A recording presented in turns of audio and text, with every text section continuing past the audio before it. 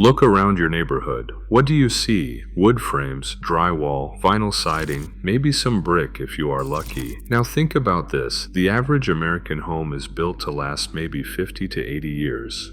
After that, it starts falling apart. The roof needs replacing, the walls start rotting, the whole thing eventually gets torn down and sent to a landfill. But here's what nobody is talking about. There is a building material sitting literally under your feet all across America that needs zero maintenance and lasts over 1,000 years. Ancient structures built from this material are still standing today, 12,000 years later. No repairs, no replacements, still standing. So why is every new home in America being built with wood and drywall instead? That's exactly what we are going to get into today. Picture yourself in a typical 1970s suburban house. Wood frame, drywall, maybe some vinyl siding. It looked solid when it went up, brand new, fresh paint, everything tight and square. But here's what happens next.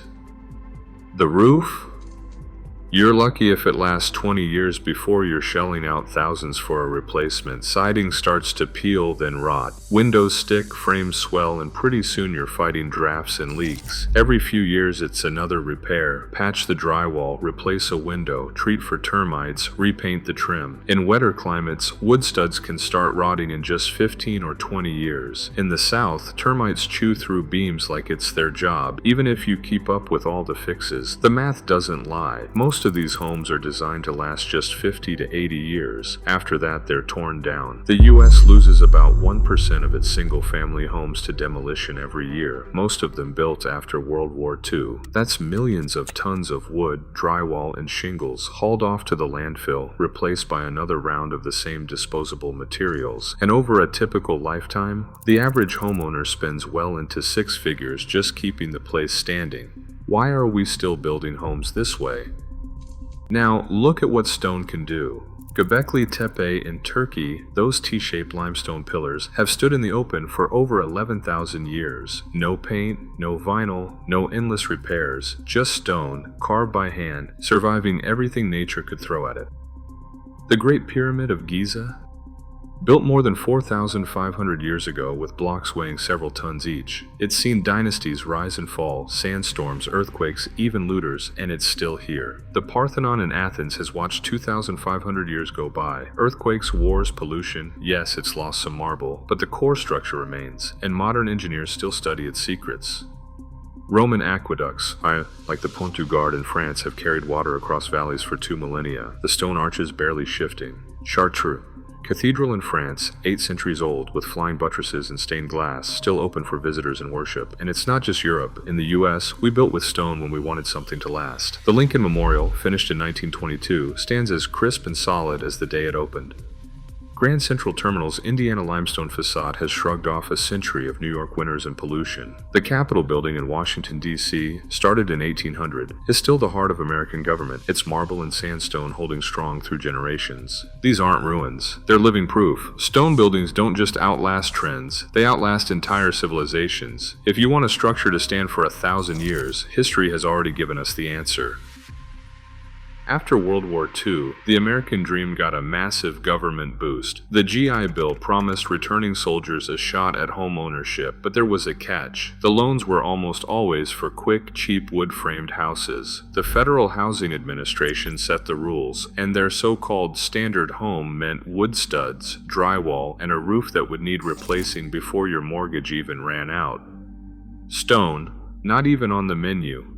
By the early 1950s, more than 1.5 million of these houses were popping up across the suburbs. Meanwhile, the lumber and drywall industries spent over $5 million lobbying Congress, shaping building codes and mortgage standards to favor their products. Housing policy, tax credits, and even architecture school curricula all lined up behind wood and concrete. The result? A system that rewards speed and low upfront costs, not longevity. The choice wasn't about what lasts, it was about what sells fast and fits the financing.